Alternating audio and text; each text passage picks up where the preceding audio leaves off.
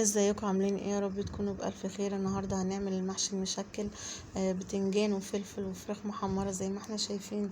اكل بصراحة كده تفتح النفس وكلنا متعودين عليها. وقبل ما ابدأ في اي حاجة طبعا بشكر اي حد اشترك في القناة. بتمنى اللي لسه ما اشتركش يشترك في القناة. طبعا القناة مش تكبر غير بيكم يا جماعة.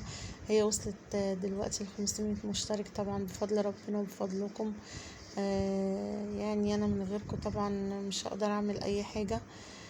شجعوني يا جماعة، يلا كده بلايكاتكم وكومنتاتكم كده الجميلة. ودلوقتي هوريكم هو المحشي. بصوا، وطبق بامية حلو كده. يعني اعمليه كده من ايدك وهيطلع كمان احلى من ده. بصي بجد يعني اكلة تفتح النفس. عايزه اقول لكم يا جماعه، المحشي من كتر ما هو حلو اتاكل كله كده. يعني بصراحه انا كنت جايبه 1.5 كيلو بتنجان على نص كيلو فلفل. كميه حلوه يعني معقوله. يعني يا جماعه بصوا، اعملوا على قد كده، ما تكتروش عشان الحاجه بتبقى حلوه كده وهي طازه. بصوا انا بوريكم شكل الاكل بقى، يلا تشجعوا وقوموا اعملوه.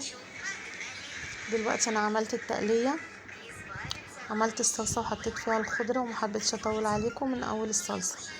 دلوقتي غسلت الرز يا جماعه اهو وافضيه.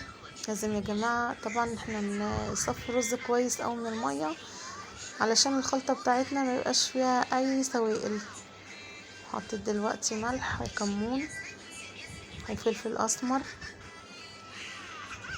بس كده تبقى بهارات المحشي والكلام ده كله. بجد يا جماعه بيغير طعم المحشي. بس واهم حاجه ان انا احط دلوقتي الزيت يا جماعه، بيفلفل الرز وبيخليه كده بالواحده. هنقلب الخلطه كويس قوي. خلاص كده قلبنا الخلطه بتاعتنا. وتحطي شطه بقى زي ما تحبي. الشطه طبعا دي حسب الرغبه. خلاص كده سلقنا الفراخ وطلعناها في مصفايه عشان وانتي بتحمريها ما تطرطش عليكي سمنه ولا اي حاجه. بصوا يا بنات، صفيتها كويس قوي. ودلوقتي هعمل الباميه. يعني احنا شاطرين كده وهنعمل كل حاجه في وقت واحد. انا بعمل الباميه دي الاول يا جماعه عشان الباميه لازم بعد ما اغليها تبرد شويه قبل ما احطها في الخلاط. خلاص كده غليت الشوربه وحطيت الباميه وهديها غلوه واحده او غلوتين زي ما احنا عارفين، واشيل اي ريم يطلع على الوش عشان تبقى صافيه كده وجميله. خلاص كده انا كده يعتبر خلصت الباميه وهطفي عليها، هسيبها تبرد وهنروح دلوقتي هنشوف هنعمل ايه مع بعض.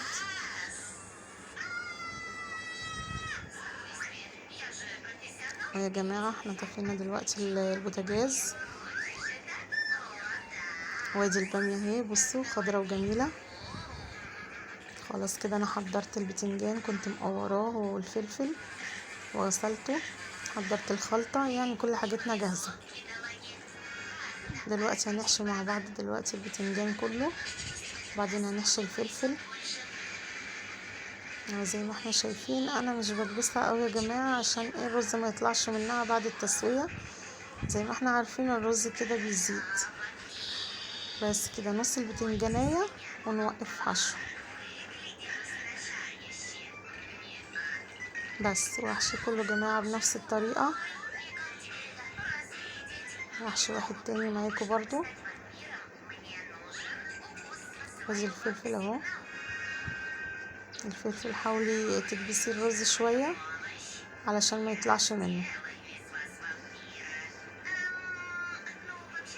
بجد حبايبي الخضار النهاردة كان طازة كده وجميل. نزلت الساعة 9 الصبح لقيته لسه نازل.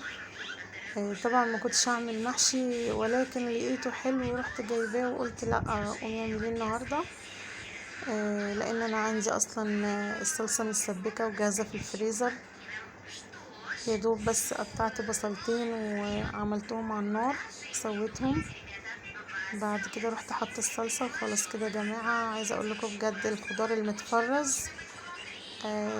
بينجز وقت كده وما يوقفناش كتير قوي في المطبخ. وادي يا جماعة اهو البتنجان. خلاص كده اخر حاجة هحشيها معاكم، وبعدين اكمل حشو مع نفسي كده عشان مطولش عليكم الفيديو. طبعا بشكر اي حد وصل لغاية هنا طبعا، ومستنية طبعا رأيكم في الفيديوهات، ومستنية طبعا تشجيعاتكم. خلاص كده انا حشيت المحشي كله، وقفته بنفس الطريقة دي. دلوقتي هنعمل المية مع بعض دلوقتي بالملح والفلفل والشطة. هنحضر المية اللي هنزودها للمحشي اهو. بصوا يا جماعة، هنجيب دلوقتي طبق فيه مية، وما كانش عندي صلصة. دلوقتي هضيف بابريكا، هتديكي برضو لون احمر جميل للمحشي. يعني انا بوريكي بدايل اهو وانا بعمل. وطبعا هتملحي المية زي ما تحبي، ما تخلوش عادم قوي برضو ولا مالح قوي، مظبوط. ملح وكمون وبابريكا. دلوقتي هزود المحشي يا جماعة اهو. خلاص كده انا محطتش مية اكتر من كده.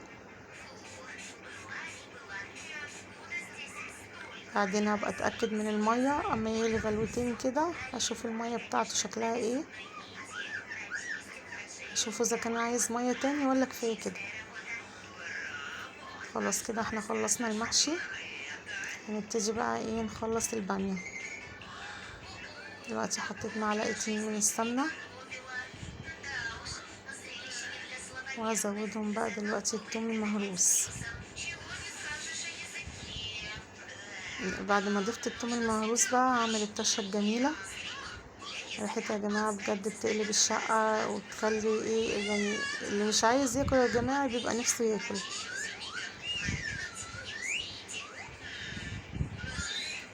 بتمنى الفيديو يكون عجبكم يا جماعة، ولو عجبكم حطوا لايك واشتركوا في القناة عشان يوصلكوا كل جديد.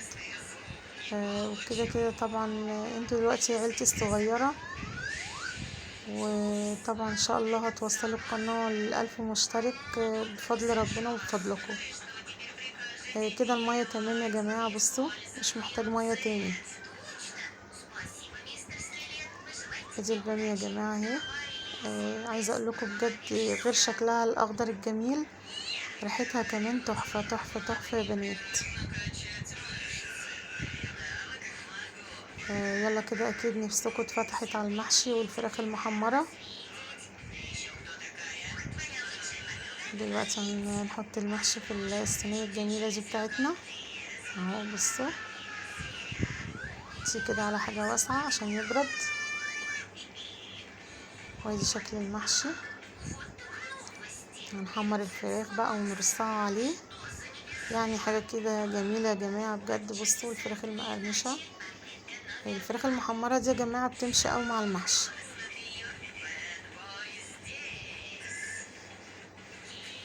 رصيت الفراخ اهو، يعني طبق بصراحة يعني تحفة. بصوا يلا اعملوه بقى وبألف هنا وشفا. كده خلاص حضرنا اجمل اكلة كلنا بنحبها. هي اي نعم بتاخد وقت كبير، بس برضو احنا ما نقدرش نستغنى عن المحشي والفراخ.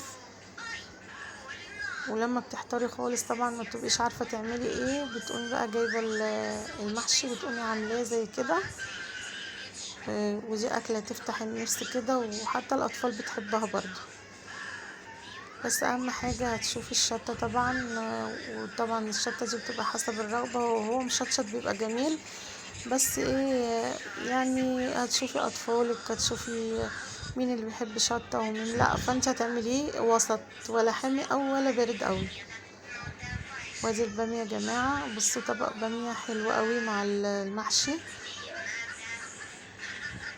بصوا مش فتحت نفسكم يا جماعة تقوموا تعملوا المحشي بكرة ان شاء الله؟ يلا حضروا حاجتكم النهاردة واعملوه بألف هنا وشفا. وده كان طبق النهاردة. يا رب الفيديو كله يكون عجبكم يا جماعة، ونبي دوقوا. دي شكل الاكل يا جماعه اهو، ودي المحشي قد ايه مستوي والرز مفلفل وجميل. اعمليه بالطريقه دي، ويا رب الطريقه تكون عجبتكم،